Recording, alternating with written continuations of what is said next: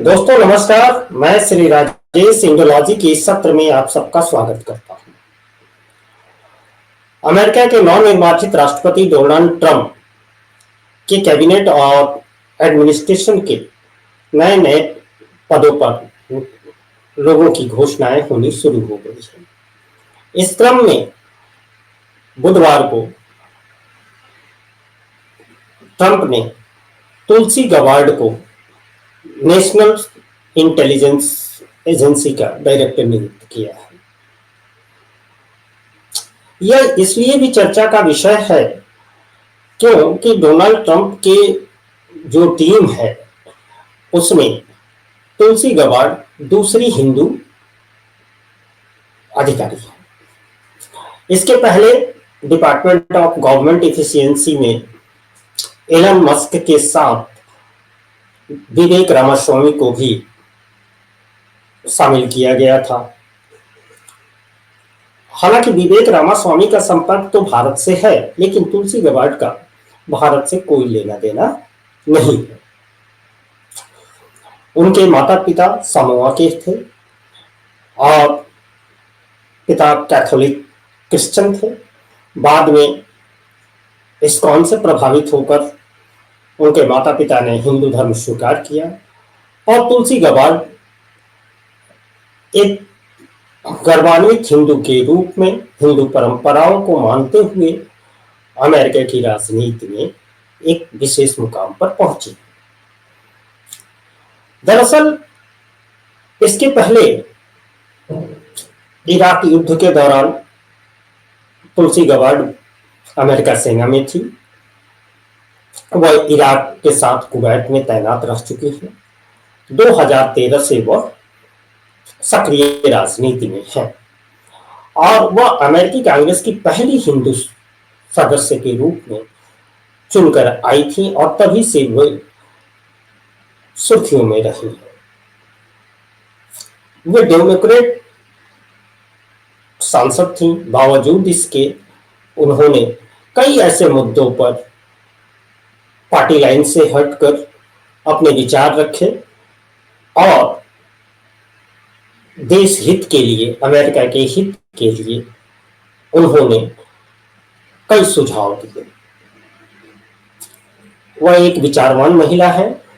वह इसलिए भी चर्चा में रही कि पिछली बार जब उन्होंने अमेरिकी संसद में शपथ ली तो श्रीमद् भागवत पर हाथ रखकर शपथ ली थी। यह खबर यह बताता है कि अमेरिकी समाज जो है वह चाहे किसी भी धर्म का हो, चाहे जैसे भी हो, उसकी आस्था कहीं भी हो, लेकिन राष्ट्र हित पहले है। तुलसी गबार्ड ट्रंप के ऑपोजिशन पार्टी में थी।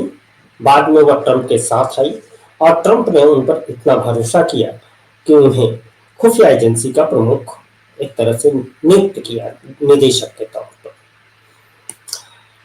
दरअसल बात यह है कि देखना यह होगा कि क्या अमेरिका में जो हिंदू समुदाय है, चाहे वह भारतीय हो या अन्य कहीं का हो, कुल मिलाकर अगर धर्म की दृष्टि से देखें कि हिंदू समुदाय जो है महज 1% है।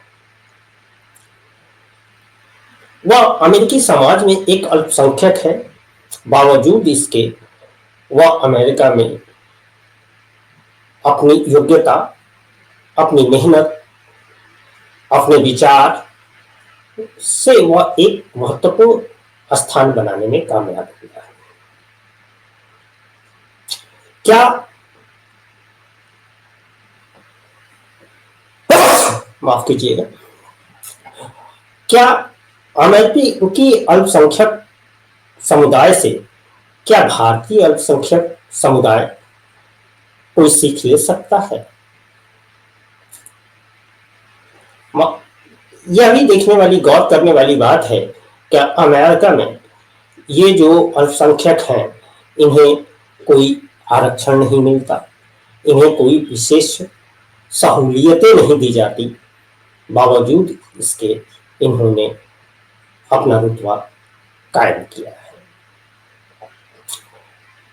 इसके उलट भारत में अल्पसंख्यक समुदाय की आबादी अच्छी खासी है, लेकिन जब तब हम ये सुनते हैं कि अल्पसंख्यक समुदाय को राजनीति में भागीदारी पर्याप्त नहीं मिल पाती।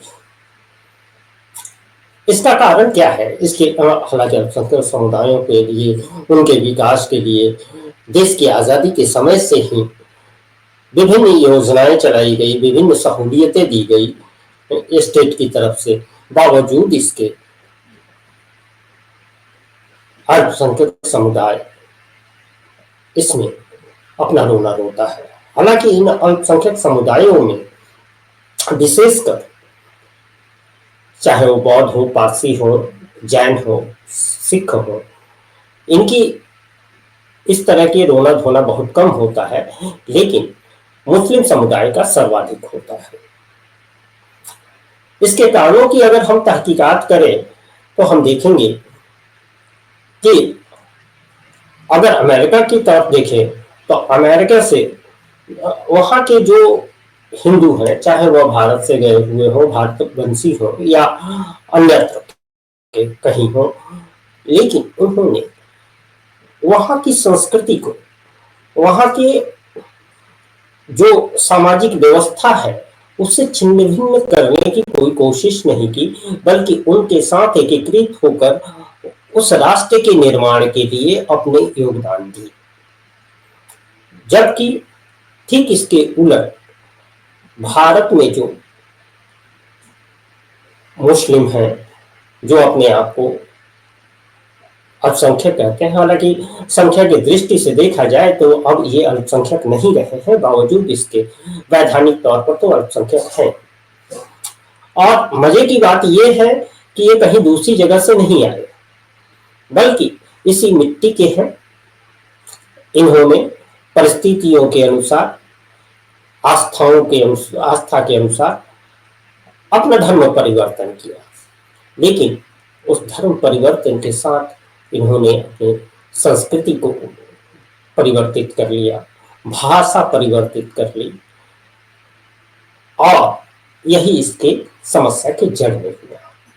ये इस मिट्टी के होके भी अपने को मिट्टी से जुड़ाव महसूस नहीं कर पाते।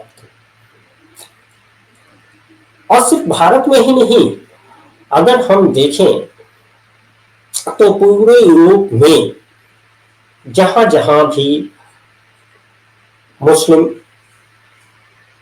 अधिक आबादी में है, वहां वे उस समाज के साथ इंटीग्रेट होने की कोशिश नहीं करते, बल्कि वे अपनी जो संस्कृति है वह उन पर लादने की कोशिश करते हैं, जिसके पर फलस्वरूप वहाँ रिवोल्ट होने लगा है। और लंदन से लेकर फ्रांस और जर्मनी तक हम ये सारी चीजें देख चुके हैं। इसके विरोध में किस तरह क्रिश्चियन समुदाय उठ खड़ा हुआ है।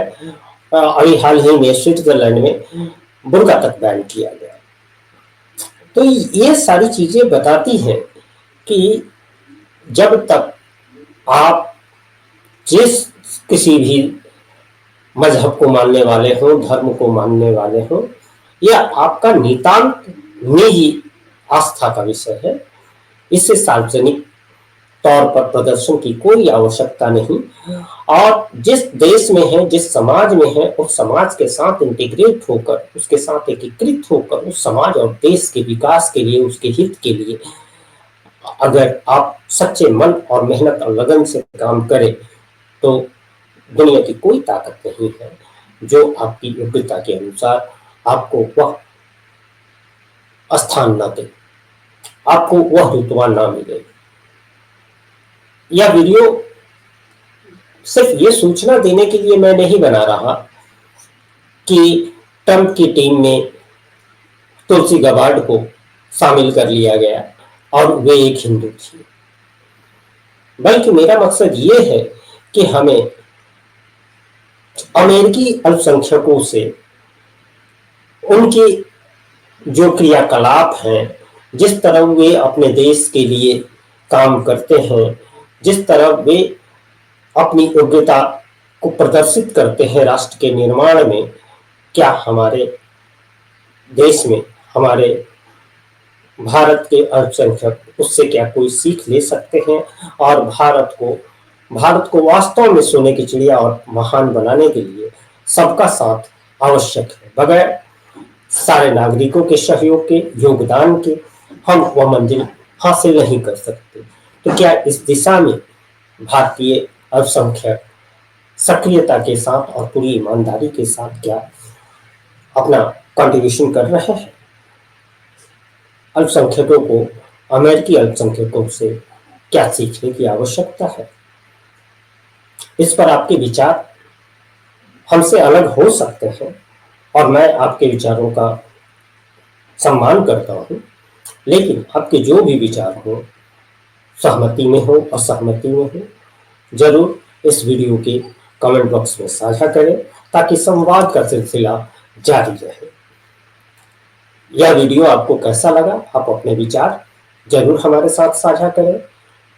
वीडियो पसंद आए तो इसे लाइक और शेयर करें। चैनल पर नए आए हैं तो चैनल को सब्सक्राइब करें, क्योंकि यह चैनल भी नया है और इसमें आपके सहयोग की आवश्यकता है।